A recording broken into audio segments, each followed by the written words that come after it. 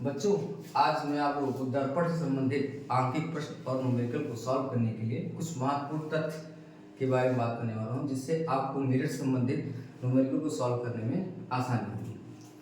तो सबसे पहले हम लोग मिरर के बारे में जानते हैं। मिरर बेसिकली दो टाइप के होते हैं। फर्स्ट जो हमारा होता है बेटा, उसको बोलते हैं प्लेन मिरर, या उसको बोलते हैं हम लोग समतल दर्पण। क्या बोलते हैं उसको? समतल दर्पण। क्या बोलते हैं उसको? समतल दर्पण। और सेकंड जो हमारा होता है वो होता है गोलीय दर्पण। समतल दर्पण को इंग्लिश बोलते हैं बेटा प्लेन मिरर। क्या बोलते हैं? Plane mirror. क्या बोलते हैं उसको? Plane mirror. एंड जो गोलीय दर्पण होता है उसको बोलते हैं स्फेरिकल मिरर। क्या बोलते हैं? Spherical mirror. तो जो आपके एग्जाम में जो क्वेश्चन बेस्ड आएगा, क्वेश्चंस न्यूमेरिकल बेस्ड क्वेश्चन आएगा, वो आपके गोलीय दर्पण से संबंधित आएगा। तो गोलीय दर्पण बेसिकली बेटा टू टाइप्स के होते हैं। कितने टाइप के बेटा? Two types. फर्स्ट होता है हमारा उत्तल दर्पण, उत्तल दर्पण। और सेकंड होता है बेटा हमारा अवतल दर्पण। क्या होता है? अवतल दर्पण। उत्तल दर्पण को बेटा हम लोग बोलते हैं कॉन्वेक्स मिरर, कॉन्वेक्स मिरर। और सेकंड जो बेटा हमारा होता है वो होता है कॉनकेव मिरर। कौन सा मिरर? कॉनकेव। अब थोड़ा सा हम लोग चिन्ह परिपाटी के बारे में थोड़ा सा हम लोग बात कर लेते हैं। तो सबसे पहले इसके बारे में जो बात करना है हमको, चिन्ह परिपाटी के बारे में हम बात करेंगे तो सबसे पहले हम उत्तल दर्पण के बारे में बात कर लेते हैं। किसके बारे में? उत्तल दर्पण के बारे में। उसको हम लोग बोलते हैं कॉन्वेक्स मिरर, कॉन्वेक्स मिरर। इसके बारे में थोड़ा सा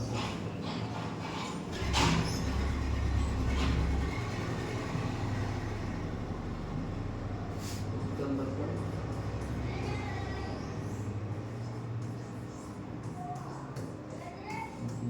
कॉन्वेक्स मिरर, इसके चिन्ह परिपाटी के बारे में थोड़ा सा हम लोग को ध्यान देना है। उत्तल दर्पण क्या होता है? एक ऐसा दर्पण जिसका परावर्तक पृष्ठ उभरा वाला सतह होता है। जैसे मैंने कहा कि एक मेरा ये गोलीय दर्पण है। अब इसमें जो उभरा वाला सतह है, अगर मैंने यहाँ पे इस साइड में मैंने इसके पॉलिश कर दिया, तो उभरा वाला जो सतह है बेटा, ये उभरा वाला सतह जो है ये हमारा है परावर्तक पृष्ठ। कौन सा पृष्ठ? परावर्तक पृष्ठ, जिसको हम लोग बोलते हैं बेटा रिफ्लेक्टेड सरफेस। क्या बोलते हैं? Reflected surface. तो जब रिफ्लेक्टेड सरफेस, तो जब हमारा परावर्तक पृष्ठ उभरा वाला सतह होता है तो उसे हम बोलते हैं उत्तल दर्पण। अब उत्तल दर्पण के बारे में अगर हमको और कुछ चिन्ह परिपाटी ध्यान में रखनी है तो मैंने कहा कि ये आपके पास एक उत्तल दर्पण है।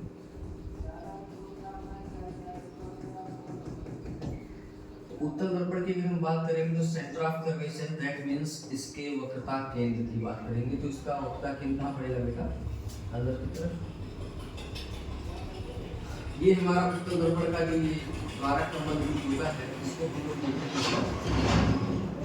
इसको हम लोग बोलते हैं दर्पण का पोल, दर्पण का ध्रुव, पोल ऑफ मिरर। इस पोल ऑफ मिरर से अगर मैं सेंटर ऑफ कर्वेचर को ड्रॉ करूं तो ये हमारा होता है मुख्य अक्ष। अगर इस दर्पण के ध्रुव को मैं P से रिप्रेजेंट करता हूं, P से।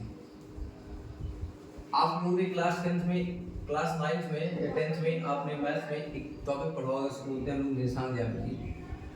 उस निशान ज्यामिति में अगर x अक्ष और y अक्ष को प्रच्छेदित करने वाले मूल बिंदु को अगर मैं यहाँ पे कंसिडर करूँ, ऐसे करूँ, अगर P को ध्रुव को मैं मूल बिंदु मानूं तो मूल बिंदु के दाएं तरफ की सारी दूरी बेटा, सारी दूरी पॉजिटिव होती है, सारी डिस्टेंस पॉजिटिव होती है। और लेफ्ट साइड की सारी डिस्टेंस बेटा होती है नेगेटिव। ऊपर अपर डायरेक्शन की सारी डिस्टेंस जो होती है या लेंथ होती है वो पॉजिटिव होती है, और नीचे की सारी क्या होती है बेटा? नेगेटिव होती है। क्या होती है? नेगेटिव।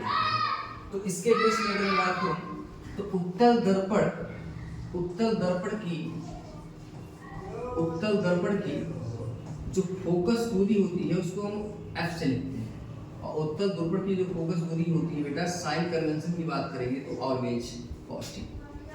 और उत्तल दर्पण के अगर मैं वक्रता त्रिज्या की बात करूं, इसकी बात करूं, वक्रता त्रिज्या इसको बोलते हैं रेडियस ऑफ कर्वेचर।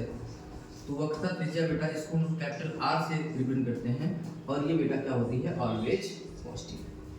तो उत्तल दर्पण की जब बात करेंगे तो उत्तल दर्पण की फोकस दूरी बेटा ऑलवेज पॉजिटिव, और उत्तल दर्पण की वक्रता त्रिज्या ऑलवेज पॉजिटिव। तो radius of curvature of convex mirror is always positive, and radius of curvature of convex mirror is positive, and radius of curvature of focal length is always positive। बस आपको ये बातें तो ध्यान में रखनी है। आगे फिर बात करते हैं बेटा थर्ड बात, तीसरी बात कर रहे हैं अवतल दर्पण के बारे में। किसके बारे में बात करते हैं? अवतल दर्पण के बारे में अगर मैं बात करूं, जिसको हम लोग बोलते हैं बेटा कॉनकेव मिरर। कौन सा mirror? Concave mirror. Concave mirror की अगर मैं बात करूं बेटा तो वो कुछ ऐसा होता है।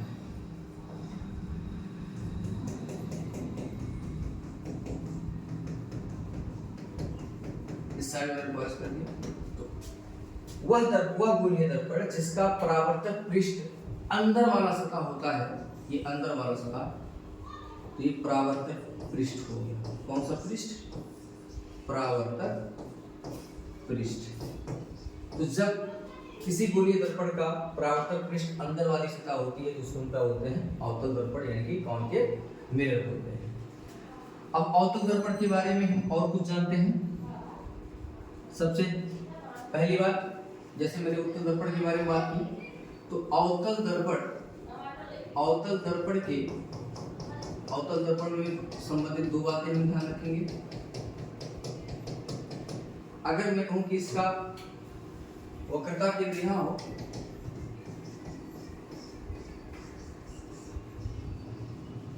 तो इसका वक्रता केंद्र अगर यहाँ है तो बेटा इसका रेडियस ऑफ कर्वेचर यानी कि वक्रता त्रिज्या जो होगी वो भी क्या होगी बेटा?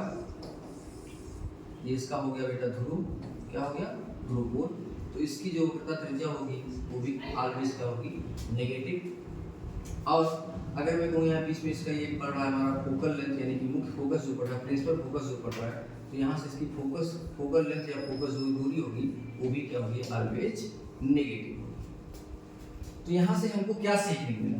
हमको ये सीखने को मिला कि उत्तल दर्पण की दो चीजें ध्यान में रखिएगा।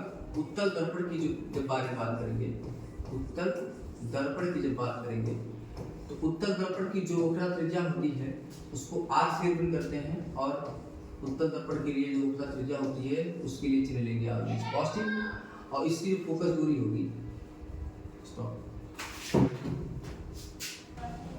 उत्तल दर्पण की जो वक्रता त्रिज्या होगी वो बेटा ऑलवेज पॉजिटिव, और इसकी जो फोकल लेंथ होगी वो भी ऑलवेज क्या होगी? पॉजिटिव। ये साइन की बात कर रहे हैं। और अगर मैं अवतल दर्पण की बात करूं, किसकी बात करूं? अवतल दर्पण की बात करूं, तो अवतल दर्पण की वक्रता त्रिज्या ऑलवेज नेगेटिव, और इसकी फोकल लेंथ जो होगी, इसकी जो फोकल लेंथ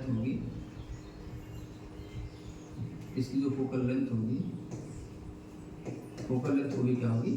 नेगेटिव। तो ये दो चीजें हमको बेटा बेसिकली क्या करना है? ध्यान में रखना है कि उत्तल दर्पण की वक्रता त्रिज्या और फोकस दूरी दोनों ऑलवेज पॉजिटिव, और अवतल दर्पण की जो वक्रता त्रिज्या होगी और फोकस दूरी होगी वो ऑलवेज नेगेटिव। उसके बाद आगे मैं बात करता हूँ कि जब भी हम प्रतिबिंब का निर्माण करते हैं तो हमको बेसिक बुक में दिया जाता है तीन रूल आपको बताया जाता है, लेकिन मैं उसमें 6 रूल ऐड करता हूँ। कितने रूल? 6 रूल ऐड करता हूँ। 6 रूल में हमारा सबसे पहला रूल होता है, मैं बच्चों को ये बताता हूँ, उससे क्या होती है? न्यूमेरिकल सॉल्व करने में, अंकों पर सॉल्व हल करने में उनको आसानी होती है। सबसे पहली बात बताता हूँ कि जिस किसी भी ऑब्जेक्ट का, जिस किसी भी वस्तु का हमको प्रतिबिंब बनाना होता है उसे हम सदैव मिरर के सामने रखते हैं, दर्पण के सामने रखते हैं, अथवा मिरर के बाएं साइड में रखते हैं। जैसे ये मेरा, अगर मैं कहूँ कि अवतल लेंस है, सॉरी अवतल दर्पण है, अगर मैं कहूँ कि हमारा क्या है? अवतल दर्पण है। अगर ये बेटा अवतल दर्पण है ये हमारा अगर मुख्य अक्ष है, ये हमारा ध्रुव है, ये हमारा मान लो सेंटर ऑफ कर्वेचर यानी कि वक्रता केंद्र है। अब ऑब्जेक्ट को कहीं भी रखना है तो मिरर के सामने यहाँ कहीं रख दे, यहाँ कहीं रख दे, मतलब हमेशा ऑब्जेक्ट को हम लोग मिरर के सामने रखते हैं, पहली बात। अगर उसके बाद अगर मैं दूसरी बात करूँ तो कोई भी मिरर हो, चाहे वो कॉनकेव मिरर हो या फिर कॉन्वेक्स मिरर हो, मतलब अवतल दर्पण हो या उत्तल दर्पण हो, उसमें जो सेकंड बात आती है बेटा, सेकंड बात, हमेशा ऑब्जेक्ट को हम लोग प्रिंसिपल एक्सिस यानी कि मुख्य अक्ष के ऊपर रखते हैं। तो यहाँ से क्या सीखने को मिल रहा है कि अगर हम लोग मिरर के सामने अथवा दर्पण के सामने ऑब्जेक्ट को जब रखेंगे तो ऑब्जेक्ट की जो लेंथ, ऑब्जेक्ट की जो डिस्टेंस होती है, ऑब्जेक्ट की डिस्टेंस वो चाहे मिरर से कहे या पोल से कहे, तो ऑब्जेक्ट की सारी डिस्टेंस हम लोग u से रिप्रेजेंट करते हैं। किससे? u से। और u की वैल्यू जो होती है बेटा वो ऑलवेज नेगेटिव होती है, क्योंकि साइन कन्वेक्शन में अगर मैं p को, मुख्य ध्रुव को यहाँ पे अगर मैं कहूँ कि ये हमारा मूल बिंदु है कार्तिक के अनुसार, तो मूल बिंदु के लेफ्ट साइड की सारी डिस्टेंस जो होती है बेटा वो क्या होती है? वो होती है ऑब्जेक्ट की डिस्टेंस यानी कि वस्तु की दूरी, और वस्तु की दूरी बेटा ऑलवेज क्या होती है? नेगेटिव होती है। ठीक, उसके बाद अगर मैं बात करूं कि अगर मैं कहूं कि ये हमारा मुख्य अक्ष है, मूल बिंदु है, तो मूल बिंदु में अगर मैं कहूं कि ये ध्रुव को इस पे ऐसे कर दूं, तो अगर ये मूल बिंदु है तो मूल बिंदु यानी कि मैं कहूं कि प्रिंसिपल एक्सिस के ऊपर या एक्स अक्ष के ऊपर की सारी जो डिस्टेंस होती है वो ऑलवेज पॉजिटिव होती है। अर्थात जो वस्तु की ऊंचाई रहेगी तो वस्तु की ऊंचाई को बेटा हम इससे लिखते हैं, s से लिखते हैं, और s की सारी वैल्यू ऑलवेज क्या होगी बेटा? पॉजिटिव।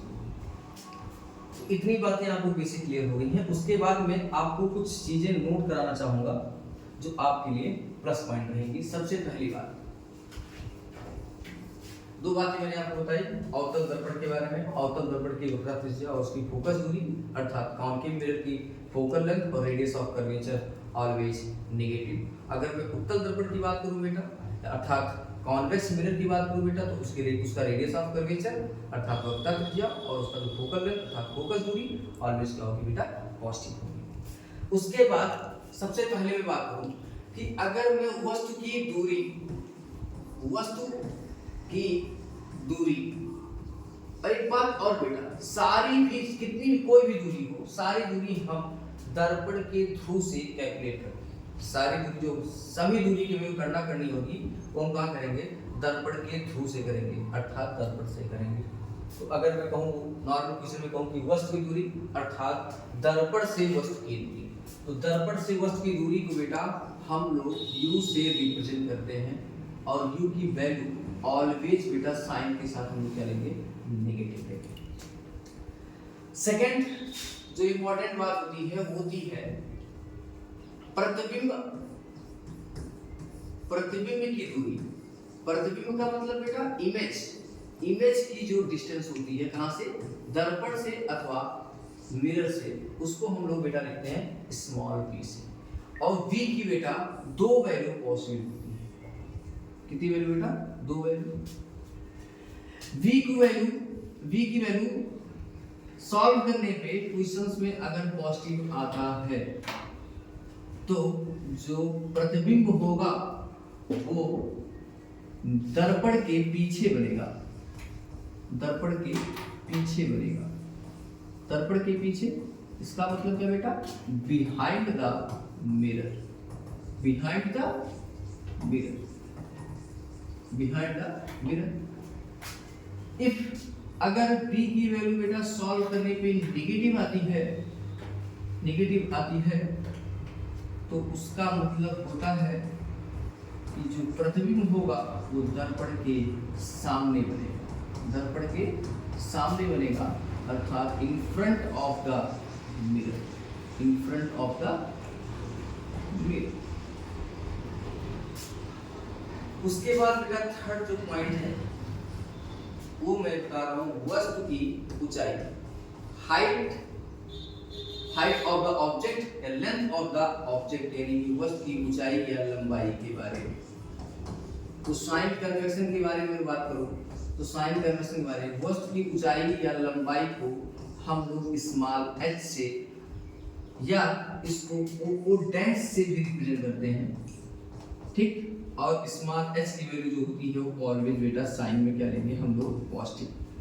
क्या लेंगे बेटा, पॉजिटिव। चौथी बात, अगर मैं प्रतिबिंब की ऊंचाई या लंबाई के बारे में बात करूं, अर्थात हाइट ऑफ द इमेज और लेंथ ऑफ द इमेज की बात करूं, तो प्रतिबिंब की ऊंचाई या लंबाई के बारे में अगर बात करूं, तो उसको बेटा हम लोग लिखते हैं स्मॉल h डैश या फिर i डैश, जिसकी दो वैल्यू पॉजिटिव होती है बेटा। पहली वैल्यू बेटा, इफ अगर h डैश की वैल्यू बेटा पॉजिटिव आती है तब क्या होगा, इफ h डैश की वैल्यू बेटा अगर नेगेटिव आती है तब क्या होगा। इफ सॉल्व करने पे क्वेश्चन में अगर h डैश की वैल्यू पॉजिटिव आती है तो इसका मतलब होता है जो प्रतिबिंब होता है, प्रतिबिंब के बारे में बताता है, और वो हमारा जो प्रतिबिंब होगा अगर पॉजिटिव आता है तो प्रतिबिंब के प्रकृति के बारे में बताता है, और प्रतिबिंब अगर h डैश की वैल्यू पॉजिटिव आती है तो इमेज जो होगा वो सीधा और आभासी बनेगा, सीधा और आभासी, अर्थात इरेक्ट एंड वर्चुअल बनेगा। कैसा बनेगा बेटा इमेज, इरेक्ट और वर्चुअल। इफ एस डैश की वैल्यू बेटा नेगेटिव आती है, अगर एस डैश की वैल्यू बेटा नेगेटिव आती है तो इसका मतलब होता है जो प्रतिबिंब हमारा प्रतिबिंब की प्रकृति के बारे में बताता है, और प्रतिबिंब की प्रकृति हमारा तब बनेगा उल्टा और वास्तविक। कैसा बनेगा बेटा, उल्टा और वास्तविक, अर्थात real and inverted, real and inverted. ये हो गया बेटा हमारे किसके बारे में, इमेज के बारे में। इतनी बातें सारे आप लोग स्क्रीनशॉट ले सकते हैं इसका, या फिर आगे चल के अभी रिपीट कर लेंगे, आप फर्दर बात कर लीजिएगा। उसके बाद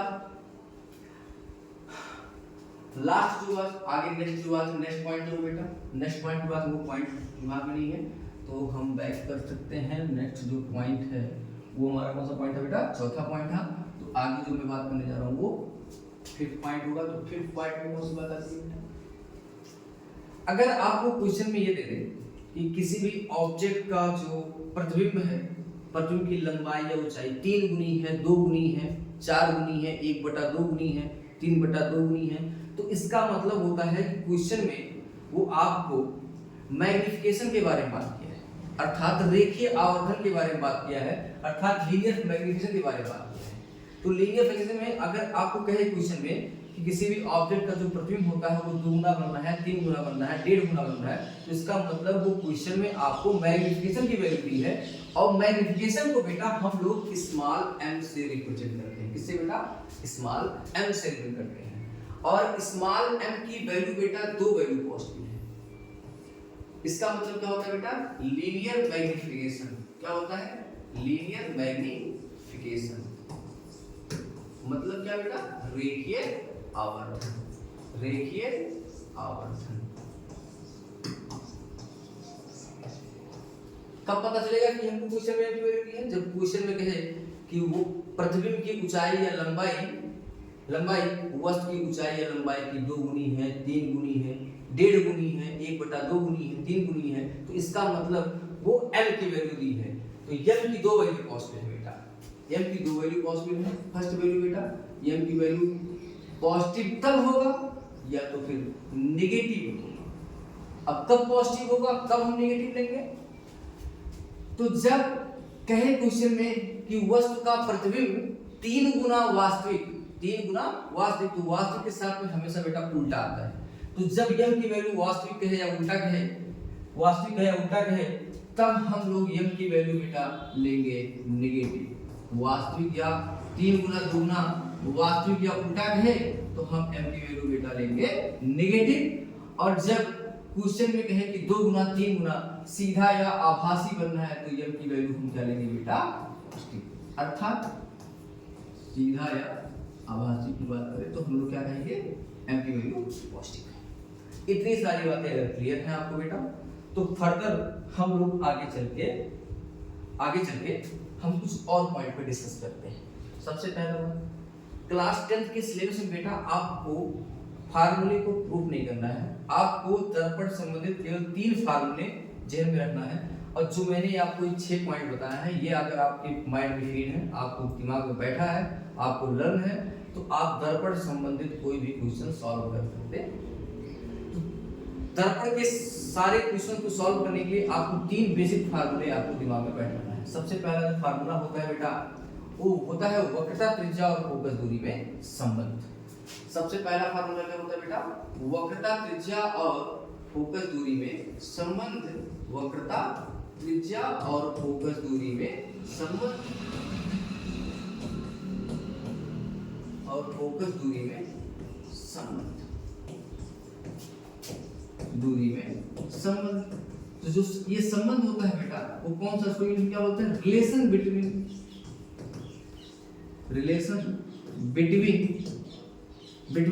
radius of curvature and focal length. ठीक बेटा, इसमें क्या रिलेशन होता है, किसी भी मिरर के लिए, चाहे कॉनकेव हो आपका, चाहे कॉन्वेक्स हो, तो रेडियस ऑफ यानी कि जो फोकल लेंथ होता है वो रेडियस ऑफ कर्वेचर का क्या होता है बेटा, हाफ होता है। क्या होता है बेटा, हाफ होता है। ये पहला फार्मूला। सेकेंड जो फार्मूला होता है बेटा, उसको हम लोग दर्पण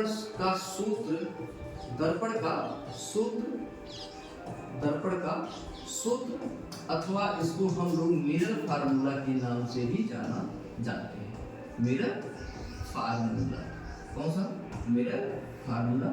इसमें बेटा जो मेन फार्मूला होता है उसमें उसको क्या बोलते हैं, 1/f equal to 1/v plus 1/, ये हमारा होता है मिरर फार्मूला।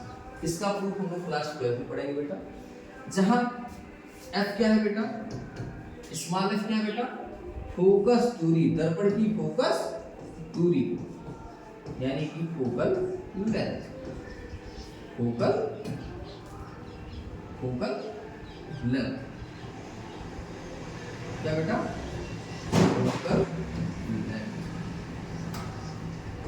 ठीक बेटा, u क्या है बेटा, वस्तु की दूरी, वस्तु की दूरी, और वस्तु की दूरी को बोलते हैं distance of object, distance of object. कहां से बेटा, कहां से, from the mirror of the pole. Last बेटा क्या है, b, ये क्या है बेटा, प्रतिबिंब की दूरी। क्या है बेटा, प्रतिबिंब की दूरी, प्रतिबिंब की दूरी, इसको बोलते हैं distance of image from the. अब f के, u के और v के सारे पॉसिबल मेरे साइन के साथ बता दिए। शायद v छूट रहा है तो v के बारे में बात कर लेते हैं, प्रतिबिंब की दूरी के बारे में बात कर लेते हैं। तो इसमें छूट रहा था v क्या है बेटा, v जो होता है वो होता है प्रतिबिंब की दूरी यानी कि इमेज की डिस्टेंस, इमेज कहाँ पे फॉर्म हो रहा है, कहाँ पे बन रहा है, प्रतिबिंब की दूरी कहाँ से बेटा, मिरर से। और v की वैल्यू बेटा, जब हम लोग दर्पण के सूत्र अर्थात मिरर फार्मूला सॉल्व करेंगे तो v की 2 वैल्यू पॉसिबल हो सकती है। फर्स्ट v की वैल्यू अगर सॉल्व करने में मिरर फार्मूला से v की वैल्यू अगर पॉजिटिव आए तब क्या होगा, और जब v की वैल्यू नेगेटिव आए बेटा तब क्या होगा। अगर v की वैल्यू बेटा पॉजिटिव आती है तो जो प्रतिबिंब होता है या जो इमेज होता है वो दर्पण के प्रतिबिंब होता है, जो प्रतिबिंब होगा वो दर्पण के पीछे बनेगा। क्या बनेगा, दर्पण के पीछे बनेगा जब v की वैल्यू क्या होगी, पॉजिटिव, यानी कि behind the mirror, behind the mirror. If v की वैल्यू बेटा नेगेटिव आती है तो प्रतिबिंब जो होगा वो दर्पण के सामने बनता है। क्या बनता है, दर्पण के सामने, और दर्पण के सामने को जो इंग्लिश में क्या होता है बेटा, in front of the mirror, in front of the mirror. इतनी सारी बातें बेटा अगर आपको क्लियर है तो न्यूमेरिकल से संबंधित आपको किसी भी क्वेश्चन में दिक्कत होने वाली। सबसे पहली बात जैसे वाइज कर रहा हूँ, उत्तल दर्पण की फोकस दूरी या वक्रता त्रिज्या वो हमेशा पॉजिटिव होती है, अवतल दर्पण की वक्रता त्रिज्या फोकस दूरी उसकी हमेशा नेगेटिव होती है। दर्पण से जो वस्तु की दूरी होती है बेटा उसको स्मॉल यू से लिखा जाता है। यू की जो साइन होगी या जो चिन्ह होगा वो ऑलवेज हमेशा नेगेटिव लिया जाएगा। उसके बाद बात करते हैं बेटा वस्तु की ऊंचाई या ऑब्जेक्ट की जो हाइट या लेंथ होती है उसकी हमेशा वैल्यू हम लोग स्मॉल एस से लिखते हैं और स्मॉल एस की वैल्यू ऑलवेज पॉजिटिव होती है। उसके बाद बात करते हैं बेटा प्रतिबिंब के बारे में, इमेज के बारे में। तो इमेज की जो डिस्टेंस होती है उसको हम लोग v से लिखते हैं और v की वैल्यू दो वैल्यू पॉजिटिव बेटा, या तो पॉजिटिव होगा सॉल्व करने पे या तो नेगेटिव होगा। अगर v की वैल्यू पॉजिटिव सॉल्व करने पे पॉजिटिव आता है तो यानी कि जो प्रतिबिंब होगा वो दर्पण के पीछे बनेगा। अगर v की वैल्यू बेटा नेगेटिव होती है वो दर्पण के सामने बनेगा। उसके बाद बात करते हैं बेटा हम लोग प्रतिबिंब के बारे में। प्रतिबिंब की ऊंचाई या लंबाई को हम लोग स्मॉल h डैश से लिखते हैं या फिर i डैश से लिखते हैं और स्मॉल s की बेटा सॉल्व करने पे दो वैल्यू पॉजिटिव होती है। सबसे पहली वैल्यू जो होती है बेटा या तो पॉजिटिव होगी तो s डैश की वैल्यू पॉजिटिव। तो प्रतिबिंब के बारे में बताता है, वो प्रतिबिंब की प्रकृति के बारे में बताता है। प्रतिबिंब की प्रकृति अगर h डैश की वैल्यू पॉजिटिव आती है, h डैश की वैल्यू पॉजिटिव आती है तो प्रतिबिंब सीधा और आभासी बनेगा। यदि h डैश की वैल्यू नेगेटिव आती है तो प्रतिबिंब उल्टा और वास्तविक बनेगा। उसके बाद बेटा अगर मैं बात करता हूं तो थोड़ा सा लीनियर मैग्निफिकेशन अर्थात रेखीय आवर्धन में थोड़ा सा एक फार्मूला आता है। लीनियर मैग्निफिकेशन में हम लोगों ने क्या बताया था कि जो m होता है, m जो होता है उसका जो फार्मूला आता है रेखीय आवर्धन ये कहता है कि प्रतिबिंब की लंबाई अथवा ऊंचाई और वस्तु की लंबाई अथवा ऊंचाई के अनुपात को हम लोग रेखीय आवर्धन कहते हैं, लीनियर मैग्निफिकेशन कहते हैं। और लीनियर मैग्निफिकेशन को हम लोग स्मॉल m से लिखते हैं। तो लीनियर मैग्निफिकेशन का जो फार्मूला बेसिक आता है वो होता है h डैश अपॉन h। और अगर मैं कहूँ h डैश को मैं i डैश से रिप्रेजेंट कर रहा हूँ तो i dash upon o dash होगा। ये रेखीय आवर्धन अर्थात लीनियर मैग्निफिकेशन का फार्मूला होता है। थोड़ा रेखीय आवर्धन और मैं वस्तु की ऊंचाई, वस्तु की दूरी दर्पण से और प्रतिबिंब की दूरी में अगर संबंध व्यक्त करना चाहूँ तो m equal to h dash upon small h equal to minus b upon. ये भी हम लोग रिलेशन या फार्मूला कभी यूज करेंगे जब हमको इसकी आवश्यकता। तो बेसिक दर्पण से संबंधित आंतरिक प्रश्नों न्यूमेरिकल को हल करने के लिए हमको तीन फार्मूले चाहिए। सबसे पहला बेटा जो फार्मूला होता है, सबसे पहला फार्मूला वो होता है r equal to 2 into f r f equal to r by. Second होता है बेटा उसको हम लोग दर्पण का सूत्र अथवा मिरर फार्मूला बोलते हैं, इसको बोलते हैं 1/f equal to 1/v plus 1/u। Third जो होता है बेटा वो आवर्धन से संबंधित है अर्थात m equal to minus b/u equal to h dash upon h। आपको बेटा दर्पण से संबंधित केवल ये तीन सूत्र आपको दिमाग में फिट करना है और जो मैंने आपको कॉन्सेप्ट बताया है उस कॉन्सेप्ट को ध्यान में रखना है। आपको न्यूमेरिकल में कभी कोई दिक्कत नहीं होगी, कभी कोई दिक्कत नहीं होगी। तो अब हम लोग इस दिए गए क्वेश्चन को हल करने की कोशिश करते हैं। तो सबसे पहले दर्पण के क्वेश्चन को सॉल्व करने से पहले आप क्वेश्चन को सरसरी निगाह से एक बार एकदम सीधे स्ट्रेट फॉरवर्ड होकर पढ़िए और उस क्वेश्चन में देखिए हमको किस मिरर के बारे में बात किया गया है अर्थात किस दर्पण के बारे में बात किया गया, उस दर्पण को हम लोग राइट करेंगे। इससे क्या पता चलता है कि जो भी क्वेश्चन हमारा जो फोकल लेंथ है या फिर उसका रेडियस ऑफ कर्वेचर पूछे वो क्या पता चल जाए कि वो सही है कि नहीं है। अगर रेडियस ऑफ कर्वेचर था तो वक्रता त्रिज्या अगर उत्तल दर्पण दिया है तो उत्तल दर्पण की वक्रता त्रिज्या हमेशा पॉजिटिव आनी चाहिए, उसकी फोकस दूरी अथवा फोकल लेंथ क्या होनी चाहिए, पॉजिटिव आनी चाहिए। अगर अवतल दर्पण है तो उसकी वक्रता त्रिज्या और फोकस दूरी हमेशा क्या आनी चाहिए, नेगेटिव आनी चाहिए। तो सबसे पहले क्वेश्चन को पढ़िए। मैंने पढ़ा 5 सेंटीमीटर लंबाई का कोई बिंब अर्थात वस्तु 30 सेंटीमीटर वक्रता त्रिज्या के किसी उत्तल दर्पण के सामने 20 सेंटीमीटर की दूरी पर रखा गया है। प्रतिबिंब की स्थिति, प्रकृति तथा साइज ज्ञात कीजिए। अब ध्यान से देखिए तो पूरी प्रश्न को मैंने जब एक बार संशय निगाह से पढ़ा तो वहां पे उसने मेंशन किया है किस दर्पण के बारे में, उत्तल दर्पण के बारे में।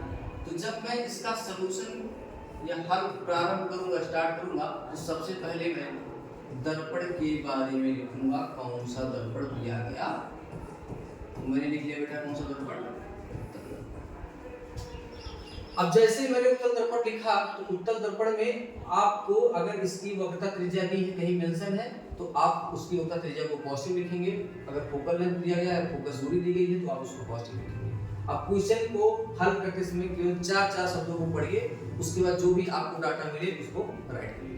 मैंने 4 शब्द है 5 सेंटीमीटर लंबाई का कोई बिंब, यानी कि वस्तु की लंबाई भी है, और वस्तु की लंबाई या ऊंचाई को हम लोग बेटा किससे लिखते हैं, स्मॉल h से, और स्मॉल h की वैल्यू ऑलवेज मैंने बताया था पॉजिटिव लेनी चाहिए, यानी कि स्मॉल h की वैल्यू है +5 सेंटीमीटर। आगे क्या लिखा बेटा, बिंब 30 सेंटीमीटर वक्रता त्रिज्या की, यानी कि वक्रता त्रिज्या का यानी कि रेडियस ऑफ कर्वेचर, यानी कि इस कैपिटल R और कैपिटल R उत्तल दर्पण के लिए हमेशा बेटा होता है पॉजिटिव, और पॉजिटिव इसका मतलब क्या बेटा, पॉजिटिव यानी कि प्लस कितना बेटा 30 यानी कि 30 सेंटीमीटर। आगे बेटा किसी उत्तल दर्पण के सामने 20 सेंटीमीटर की दूरी पर रखा गया है। तो उत्तल दर्पण के सामने क्या रखा जाता है, दर्पण के सामने या मिरर के सामने, मिरर के in front of the mirror क्या रखा जाता है, ऑब्जेक्ट रखा जाता है।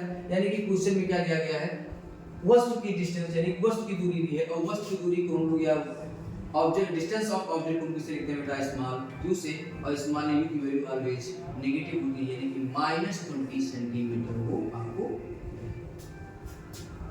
आगे क्वेश्चन में देखिए क्या पढ़ाने का लिखा है, प्रतिबिंब की स्थिति मतलब पोजीशन ऑफ इमेज, मतलब प्रतिबिंब कहां बन रहा है, कहां बन रहा है, मिरर के पीछे बन रहा है, दर्पण के पीछे बन रहा है, या बिहाइंड द मिरर बन रहा है, या मिरर के सामने, दर्पण के सामने, या in front of the mirror बन रहा है। तो उसके बारे में यानी कि v के बारे में हमको पूछा हुआ है, प्रतिबिंब की स्थिति मतलब कहां जगह, प्रतिबिंब इमेज कहां बन रहा है। प्रकृति के बारे में पूछा है कि मतलब वो सीधा और वास्तविक है, अर्थात डायरेक्ट और वर्चुअल है, या उल्टा और वास्तविक है, रियल एंड इन्वर्टेड है। अब साइज की बात करते हैं, तो साइज यानी कि इमेज की साइज यानी कि प्रतिबिंब की साइज को हम लोग स्मॉल s डैश से रिप्रेजेंट करते हैं, और उसके बारे में। अब बेटा अगर हमको h पता है, r पता है, u पता है, तो r से जब भी आपको r कहीं क्वेश्चन में दे, तो r जैसे आपको फाइंड पता चले, तो रेडियस ऑफ कर्वेचर यानी कि वक्रता त्रिज्या और फोकस दूरी को मैंने संबंध बताया था, f क्या होता है बेटा, r/2 that is 30/2 means 15 centimetre, यानी कि f की वैल्यू कितनी है, +15 सेंटीमीटर। अब आपको f पता है, u पता है, और v आपको फाइंड करना है, तो हम लोग दर्पण का सूत्र उपयोग करेंगे। दर्पण का सूत्र तो मिरर फार्मूला क्या आता है बेटा, 1/f = 1/v + 1/2। अब बेटा हमको v फाइंड करना है, तो v को इधर ट्रांसफर कर दें और f को उधर भेज दें, u को इधर भेज दें, तो क्या हो जाएगा, implies that 1/v = 1/f - 1/, e को मैंने इस साइड में ट्रांसफर किया।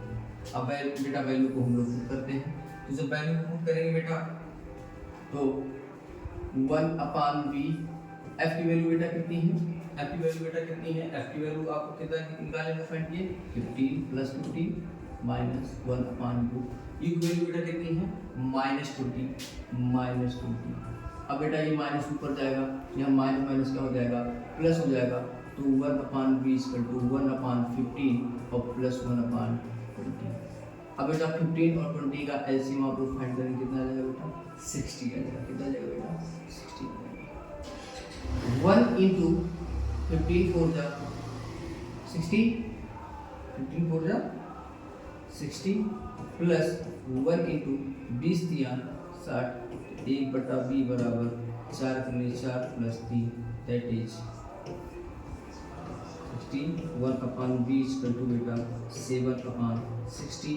इसका मतलब बेटा v की वैल्यू चाहिए, तो v की वैल्यू बेटा कितनी है, 60/7 सेंटीमीटर। अब बेटा मैंने बताया था कि जब v की वैल्यू पॉजिटिव आए बी की दो वैल्यू पॉजिटिव होती हैं, या तो पॉजिटिव आएगा या तो नेगेटिव आएगा। अगर बी की वैल्यू बेटा पॉजिटिव आती है तो यानी कि दर्पण के पीछे यानी कि जो प्रतिबिंब है, इमेज है, वो बिहाइंड द मिरर या दर्पण के पीछे बनेगा कितने 60/7 सेंटीमीटर की डिस्टेंस। अब हमको बेटा h डैश के बारे में फाइंड करना है, यानी कि प्रतिबिंब की साइज के बारे में बताना है। तो h डैश का मैंने कौन सा फार्मूला बताया था? तो मैंने बताया था रिलेशन क्या बताया था बेटा, m equal to minus B upon U equal to h dash upon h dash. बेटा ये तीनों आपस में इक्वल है तो मैं इन दोनों को इक्वल ले सकता हूँ। That means minus B upon U equal to h dash upon h implies that minus B की वैल्यू बेटा कितनी है 60/7 अपॉन बेटा u की वैल्यू कितनी है -20 इक्वल टू h डैश बेटा हमको फाइंड करना है और h की वैल्यू बेटा कितनी है +5 सेंटीमीटर। अब बेटा ये 7 नीचे चला जाएगा तो -60/7 इंटू हो जाएगा 20, माइनस से माइनस कट हो गया बेटा, h डैश अपॉन कितना हो गया बेटा 5। आगे फर्दर सॉल्व करते हैं बेटा, यहाँ पे स्पेस में यहाँ पे इसको सॉल्व कर दे रहा हूँ। इसके बेटा 20 से ये कट जाएगा 60 3 टाइम्स हो गया, 5 को मैं इधर मल्टीप्लाई करूँगा तो 15 अपॉन कितना हो जाएगा बेटा 7, ठीक। यानी कि h डैश की वैल्यू जो बेटा आई वो क्या आया +15/7, 7 2 जा 14 पॉइंट आ गया बेटा 7 दूनी 14 1 15, यानी कि 2 पॉइंट h डैश की जो वैल्यू है बेटा वो +2.5 सेंटीमीटर आया। अब मैंने बताया था बेटा h डैश की दो वैल्यू पॉजिटिव हो सकती हैं, या तो प्लस में आएगा या तो माइनस में आएगा। इफ अगर h डैश की वैल्यू बेटा पॉजिटिव आती है तो जो हमारा प्रतिबिंब होगा वो सीधा और आभासी बने। तो बेटा यहाँ पे लगभग आई थिंक 2.5 ना होकर के अगर डिवाइड करेंगे तो 2.1 समथिंग जाएगा, कितना जाएगा 2.1 समथिंग जाएगा, यानी कि +2.1 सेंटीमीटर लगभग समथिंग अप्रॉक्सीमेट। यानी कि इसकी जो वैल्यू आई है h डैश की वैल्यू पॉजिटिव आई है, अर्थात अगर इसकी बस नेचर की बात करूंगा, प्रकृति की बात करूंगा तो कैसा आएगा सीधा और आभासी आएगा। तो ऐसे ही बेटा क्या करते हैं क्वेश्चन को हम लोग क्या करते हैं सॉल्व करते हैं मिरर से संबंधित। तो ये पहला क्वेश्चन जो मैंने किया है आपको सॉल्व करके बताया है। अब आगे मैं आपके सेकंड क्वेश्चन के बारे में सेकंड क्वेश्चन लेता हूँ। क्वेश्चन क्या कह रहा है, एक अवतल दर्पण के सम्मुख 10 सेंटीमीटर की दूरी पर रखी वस्तु का 3 गुना बड़ा वास्तविक प्रतिबिंब बनाता है, तो दर्पण की वक्रता त्रिज्या। तो सब जैसा मैंने बताया है, सबसे पहले हम लोग दर्पण के बारे में बात करते हैं। किसके बारे में? दर्पण के बारे में बात करते हैं। तो दर्पण कौन सा दिया है, सबसे पहले सॉल्यूशन से स्टार्ट करेंगे तो दर्पण को हम लोग निरूपण कर लेंगे। दर्पण कौन सा दिया है बेटा? अवतल दर्पण। कौन सा दर्पण? अब जैसे ही अवतल दर्पण लिखा तो अवतल दर्पण लिखने पे मेरे माइंड में, मेरे दिमाग में दो बातें हमेशा होनी चाहिए कि अगर इसकी फोकस दूरी अर्थात फोकल लेंथ या वक्रता त्रिज्या या रेडियस ऑफ कर्वेचर कहीं आपको मिल रहा है तो हमेशा क्या होगी? नेगेटिव। अब क्वेश्चन में जो भी चार पढ़िए और जो भी डाटा आपको दिया गया उसको राइट करिए। एक अवतल दर्पण के सम्मुख का मतलब होता है सामने, इन फ्रंट।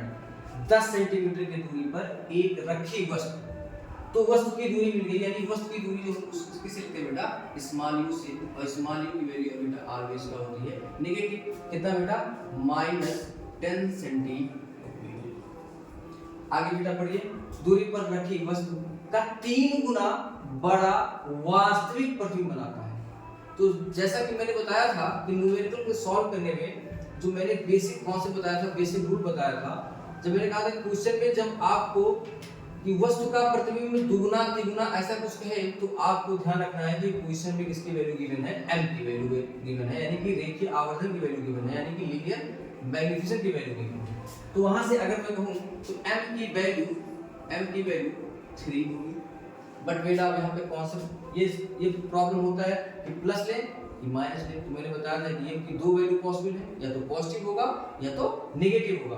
अगर m की वैल्यू, अगर क्वेश्चन में कहे कि वास्तविक या उल्टा है यानी कि रियल इन्वर्टेड है, तो m की वैल्यू हम लोग लेंगे नेगेटिव। अगर कहे सीधा और आभासी, सीधा और आभासी अर्थात डायरेक्ट और वर्चुअल, m की वैल्यू हम लेंगे पॉजिटिव। तो क्वेश्चन में कहा गया है कि 3 गुना बड़ा वास्तविक प्रतिबिंब बनाता है, यानी कि m की वैल्यू हम लोग क्या बेटा लेंगे -3। अब आगे क्वेश्चन पढ़िए। दर्पण की वक्रता त्रिज्या ज्ञात करनी है, अर्थात रेडियस ऑफ कर्वेचर यानी कि कैपिटल R की वैल्यू हमको फाइंड करनी है। कैपिटल R हमको तभी मिलेगा जब हमको फोकल लेंथ मिल जाएगा। अब एक बात बताओ बेटा, अगर m पता है, u पता है, तो वहां से हमको v की वैल्यू फाइंड कर सकते हैं। कहां से? दर्पण के सूत्र से।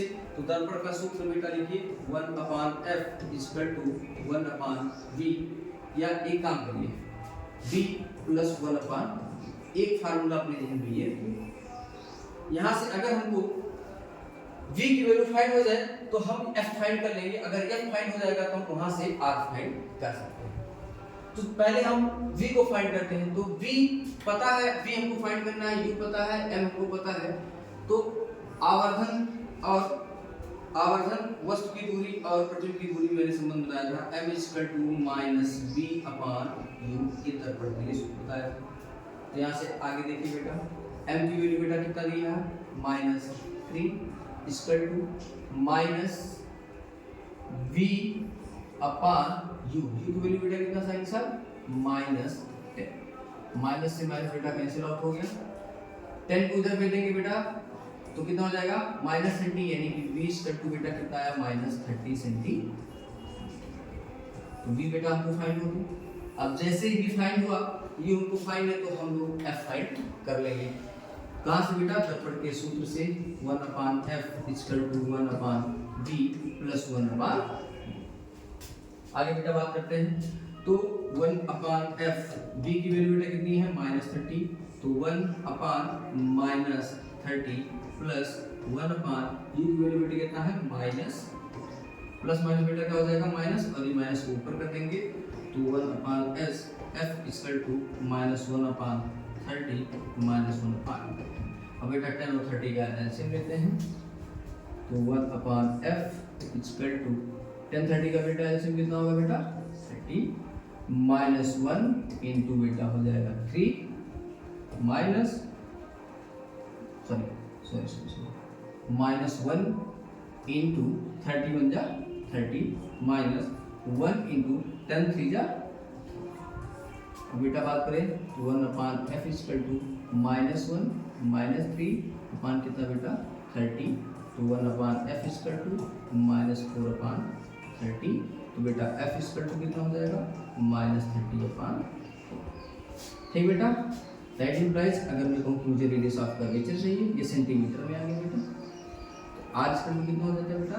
f/2, that is implies f = -30/4, कितना हो जाएगा बेटा? 2, दैट मीन्स सॉरी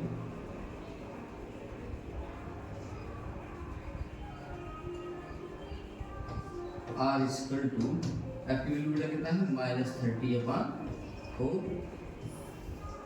इंटू कितना हो जाएगा बेटा? 2, r = -30/, बेटा कितना हो जाएगा? 8 सेंटीमीटर।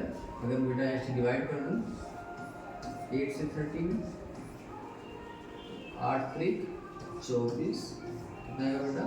6 पॉइंट आएगा बेटा 0, 8 7 56 4, आगे 3.7। रेडियस ऑफ कर्वेचर बेटा कितना है? -3.7 सेंटीमीटर। अर्थात r की वैल्यू नेगेटिव आई, यानी कि अवतल दर्पण है, तभी मेरा आंसर क्या है बेटा? नेगेटिव में आया है, अर्थात मेरा आंसर सही है। ठीक बेटा, याद